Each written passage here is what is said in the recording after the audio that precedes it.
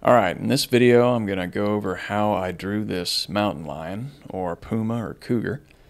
And what you want to do is watch the first video in this series, and that video will go over in much greater detail some of the techniques that I'll be using to draw this.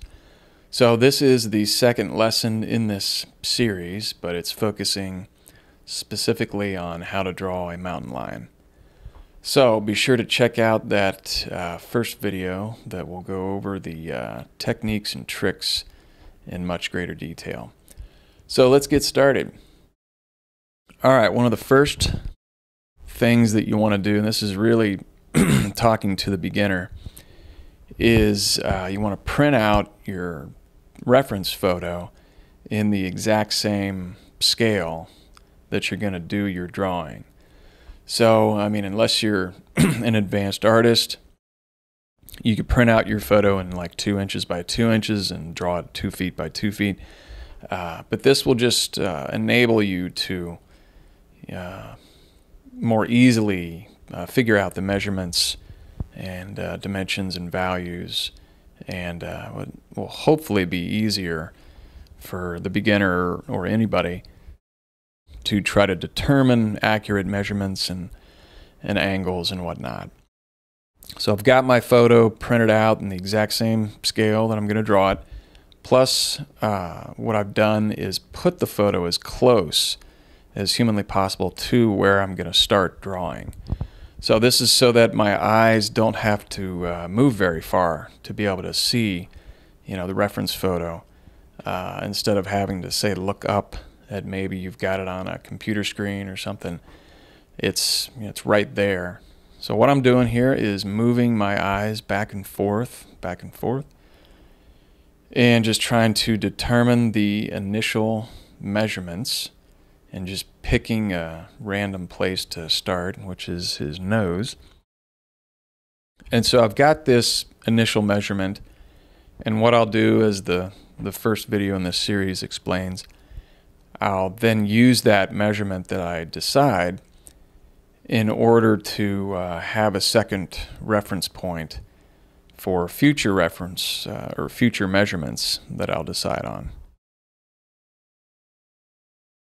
So I can see that when I look at the reference photo, I've got this certain angle that I'm going for, that the mountain lion has. And with this profile pick, that's another thing, is to pick your photo intelligently, I guess. You don't have to worry about symmetry with this photo, because it's just his profile. So the photo can really determine a lot of whether or not you're going to be struggling with frustration, being able to.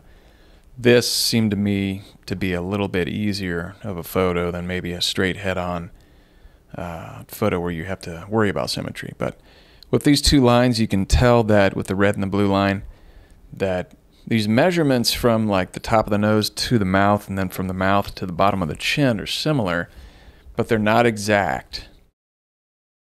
You can see that the red line from the top of the nose to the mouth is just slightly longer than that measurement that I've got from the mouth to the base of the chin.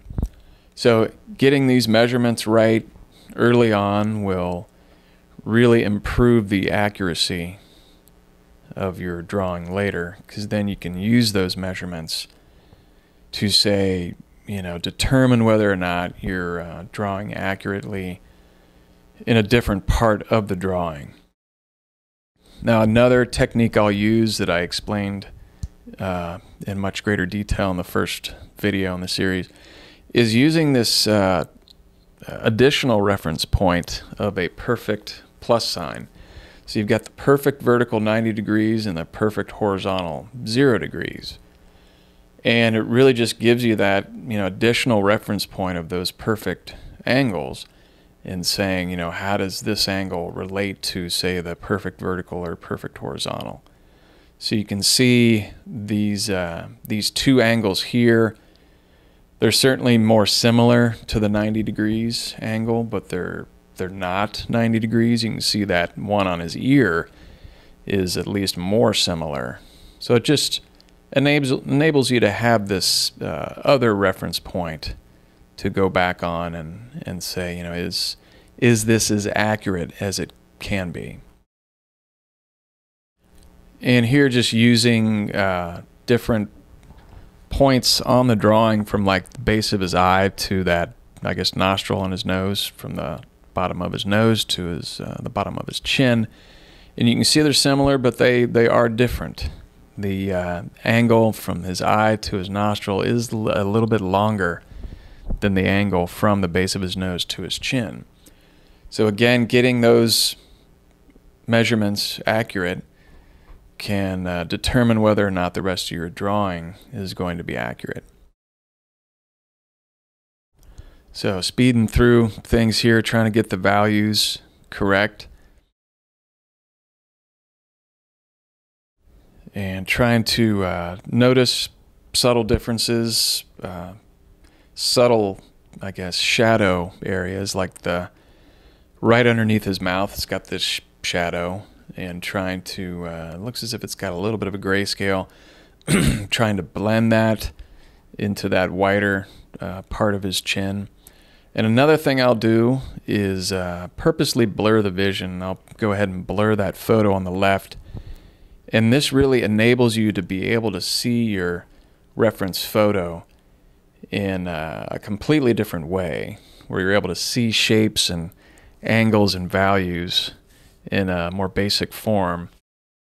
Like you can see that particular area right above his mouth as being this sort of oval white area, and his eye is kind of reduced to like a triangle, which is kind of mimicked in his nose, which looks a little bit like a triangle.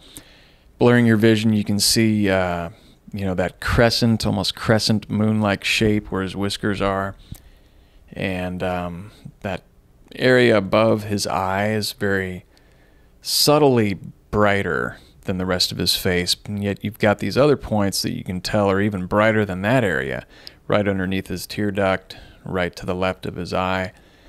So blurring your vision seems weird, and you're doing it by squinting, getting your eyelashes in front of your eyes just to blur your vision.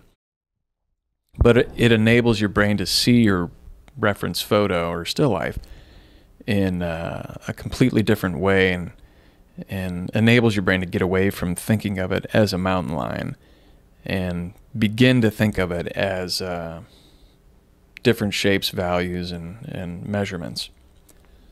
So going through, trying to block in using kind of a stippling effect to get that hair look, and all the while kind of noticing different angles and how they relate to other angles, and trying to determine whether or not you've got some accuracy going on. So you got that angle from like that larger ear to his forehead to his nose, and those two different measurements are very similar, as you can tell. So it's just good to stop every now and then and reevaluate, how is this going? Is this really as accurate as it could be? And here's an interesting angle. You can see that line that from like his forehead to his eye, and then it's kind of mimicked in kind of this opposite upside down way from his eye to beginning, you know, that white area of the tear duct. So noticing that on the reference photo, and then asking yourself, is this mimicked in, you know, my drawing? And so there you have it. Be sure to watch the original video in this series, which will go over the techniques in much greater detail, and be sure to watch the next video in this series. So thanks for watching.